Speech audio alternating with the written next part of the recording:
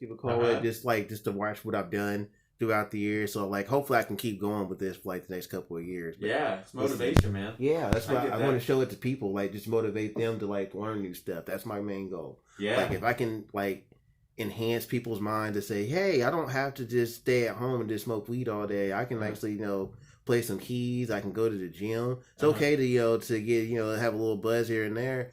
But let's put our mind to something. You know what I'm saying? Let's focus that mind so like you have something to like translate to other people. It's even way better conversation pieces more than anything. So makes you stronger as a person. Yeah.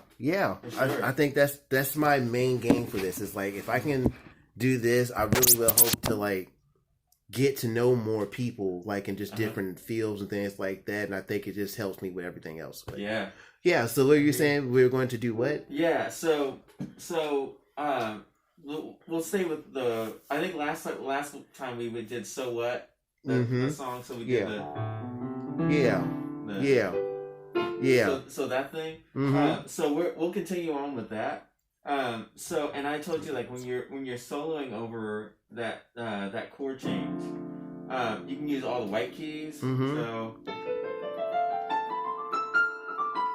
all of those, and then for the second part of the song is all the black keys. Right. So we can take that and use that to our advantage.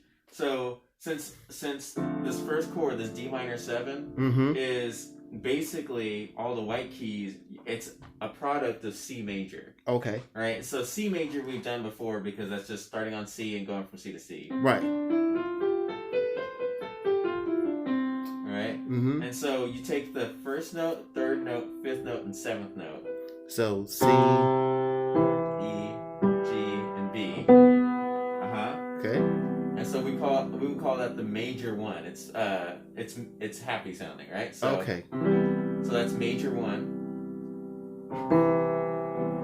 Yeah. Yes. Okay. And if you can't, like, I like the 7 just because I like jazz.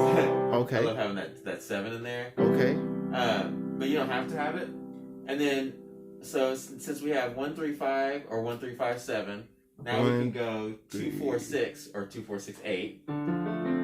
So scoot all your fingers up. So now you have D, F, A, C. Okay, D.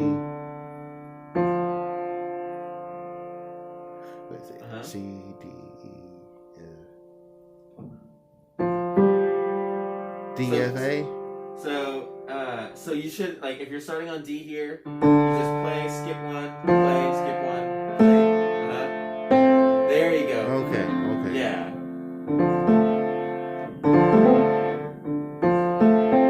Yes, and so since that one has more of a minor sound or a sadder sound to it, we call that a minor. So that's a minor 2. Okay. All right. So if we keep going, so now 3, 5, 7, what would be 9? So now we have E. Start on E. Oh, okay. Build it. Okay. So then C, D. Okay. That has a similar sound to it, so that's a minor 3. So we're just going up 1 key. Yes. Okay. Okay, the next one's a major 4. That's a nice sounding one. Oh yeah. Yeah, so that's major 4. Next one is major as well, but it's mixolydian. So we call that a 7 chord because it kind of, this one sounds like it leads back to C. Oh. Right? Okay. So that's your kind of first introduction to that 5-7-1 kind of sound. Okay.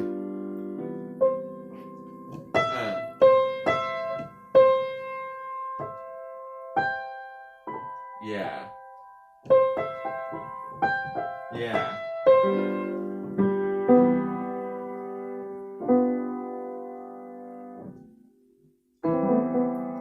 Close. Yeah. You see how that sounds, though? It sounds good, kind of gravitating back towards that. Yeah. So you'll hear that 5 to 1 a whole lot in a whole bunch of songs. Okay.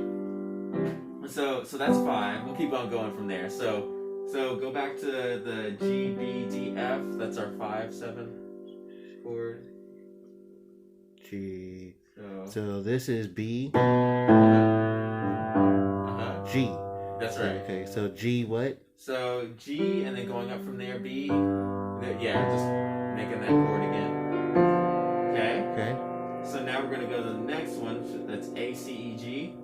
A minor, so that's a minor 6. Should be A, C, E, G. Oh, okay. Uh-huh. So this is. Let me make sure I got Yeah. C, D, E, F, G. Then we go A, right? There you go. Yeah. Okay. So they were at the minor 6. Okay. Then the next one's the weird one. It's a half diminished 7, but so it's B, D, F, and A. Okay. That's a weird sounding one. Yeah. And that's not used too much unless you're going right back to C. Okay.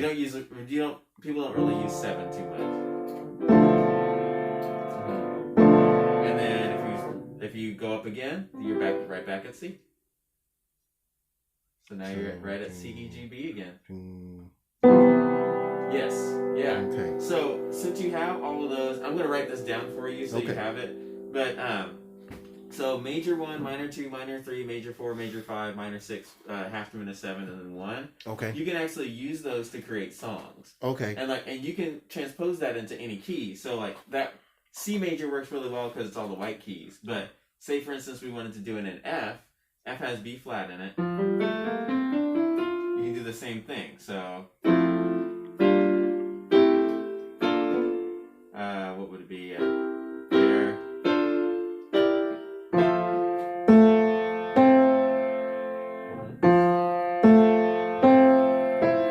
So that's your 1 of F. Technically, yeah. Yeah, Okay. and so then that opens up a whole new world right Yeah. there. So then you can do what's called polychords. So it's 2 chords at once. Okay. So and that's where you get like the cool sounding stuff. So let's go back to C major so I So, don't get too ahead of myself. If before you do that, you Yeah. said 2 chords at once. The 2 chords could be a white and a black key, right? Depending on what it sounds like, yes. Well, I found one that I kind of like. I'm not sure if I can find it again, but let me see. Hold on. Now that for some reason the sound right here is so dope to me. Yeah. I don't know what it is, but I caught that the other day, and I was like, oh, okay, that really sounds really nice with that. Yeah, that's an A flat chord. Okay. Yeah. It's A flat and a C, I believe. Yeah. Yeah. So, yeah, and Okay. and all it is just spread out over the keyboard. And Right. you can do that. That's totally fine. Okay. Yeah. And is that what you mean by that? By pressing 2 chords at once like that? So you can, or like, say for instance, we're playing, like in your left hand, you're playing C major, Okay. so C, E, and G in your left. And then, like, a one that I really personally like a whole lot is playing C major and D major at the same time. Okay. So D major is D, F sharp, and A. Yeah, take that note up to the black key. F sharp. That's F sharp. Yeah. So if you put those two together, yeah. So I play C major in my left hand, and I play D major in my right. Okay. I just love that sound. It sounds optimistic to me. No. D. All right, bro, we're doing D major on this side, right? That's right. Like that? So play, change your F to F sharp. So Sure. go up, there you go. Okay. Now A. There you go. Yeah. And then in this hand, we're playing C major. That's right. C, E, and G.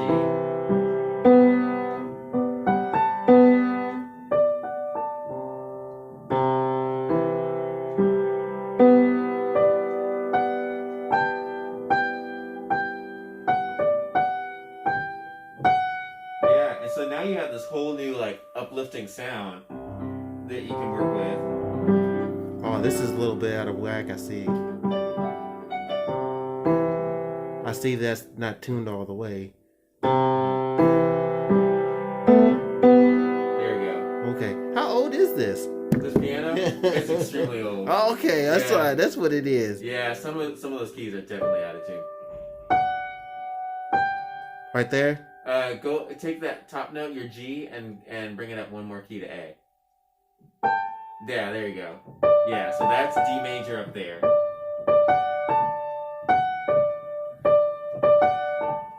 Yeah. And so now you can kind of like, that gives you like, it gives you a direction.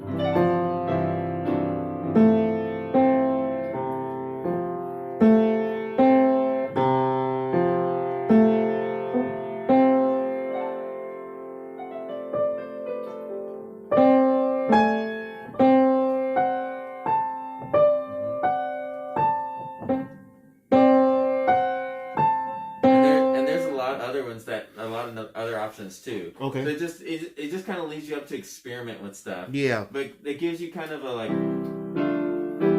So you have all those to work with now. Okay. Inside of C major, and no matter what you play, like so you can actually like kind of have this hand set, like for instance that D, and I can.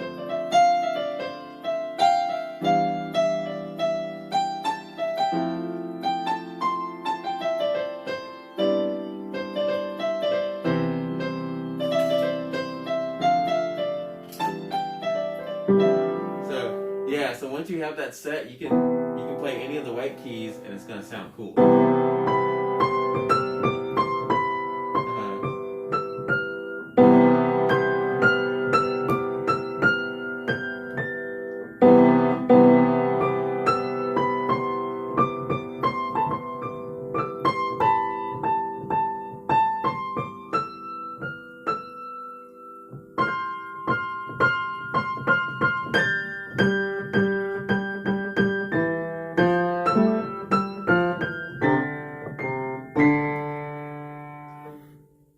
Then yeah. And see, it just sounds good. Like no matter what you play, it's gonna sound good. Yeah. Yeah. That's awesome. Yeah. Yeah, and then with that, you just go over. Yeah, and you can just move up.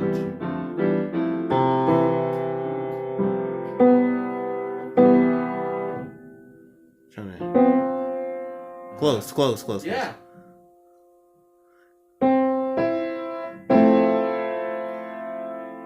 Let's C, D, E.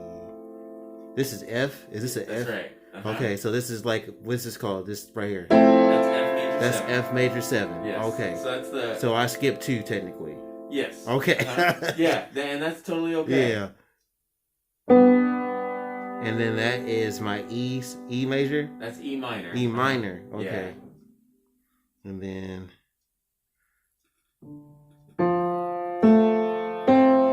and that's D. D minor. D minor. And then anything here, that's C major. Okay. All right. Yeah. Cool. Yeah. And so as long as like if you want something to sound like solid, you just have to establish some kind of chords in either hand. So you can do the same thing up here. So like if I was going and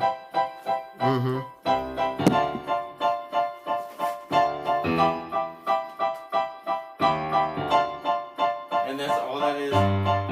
So I'm just following what my thumb is doing.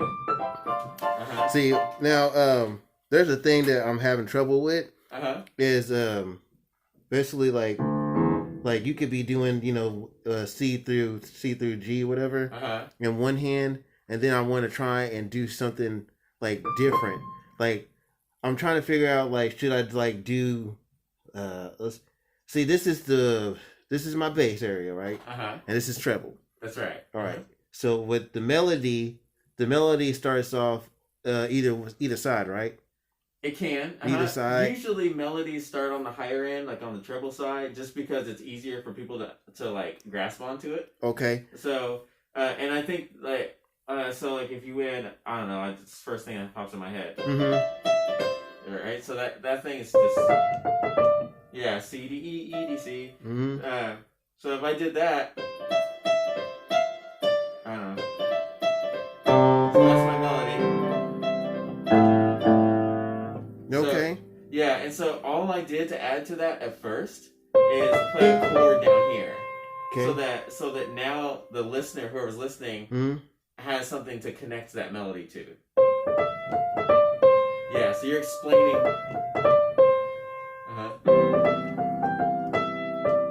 Yeah, so I can keep it real simple over here.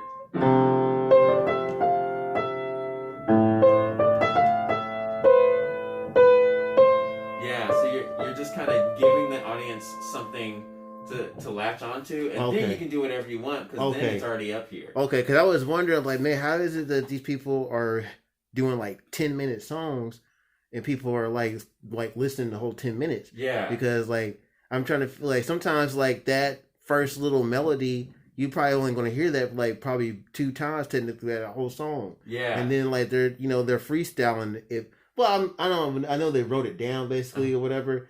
But to me right now, it feels like they just freestyling to get back to that melody like towards the end again. And that is you can just freestyle to it as long as you have something that you establish, even if you don't write it down. Okay. So like you're doing. Yeah. So that's our. Now we just need something to connect that to. So I think A minor would sound cool. So do that again.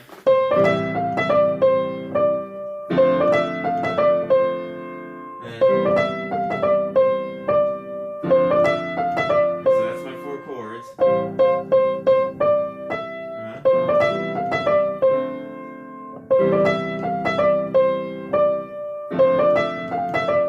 now that you've got that, and that's in people's heads, so you don't have to play that anymore. Now you can establish what's underneath it. Oh, so like that's your bass. Exactly. Okay. Yeah. So I would, like I said, if we're gonna do what you did. So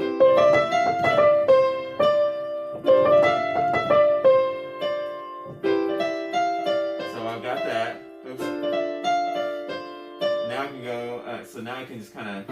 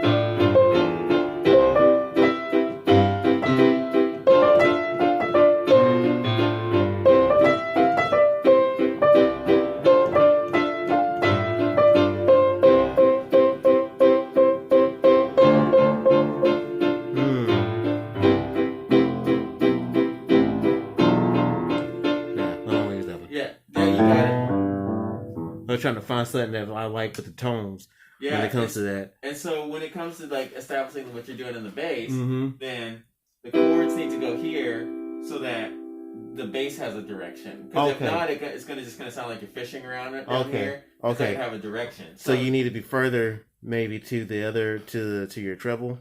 Well, it's just you just have to establish some kind of solid ground. So even if whether you do it here or you do it here, it doesn't matter. It just has to give you a direction for your bass. So if I'm going to play the same thing that I was. So now.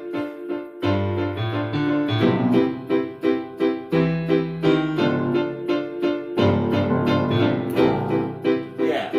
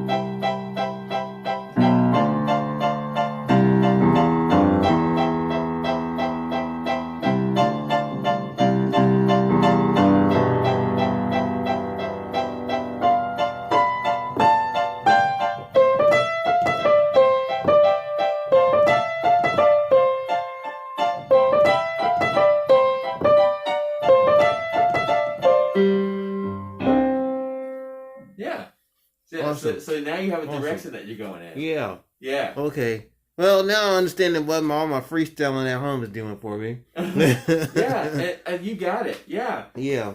So that's kind of, I mean, like, and you just took that idea that you did. Yeah. And we just put chords to it and Yeah. put a beat to it. Like, Okay. Or like put a established tempo. So you just have to, the whole thing. I was thinking about too much about it. Yeah. You just have to like think about the bare bones of what a song needs. It needs a tempo, so it needs a beat. You're right. It needs a direction that it's going in. Okay. And it needs a common key. I saw some guy on YouTube. He was he said basically every melody is about four notes to start it off. And he was like, and then you basically just go off of that.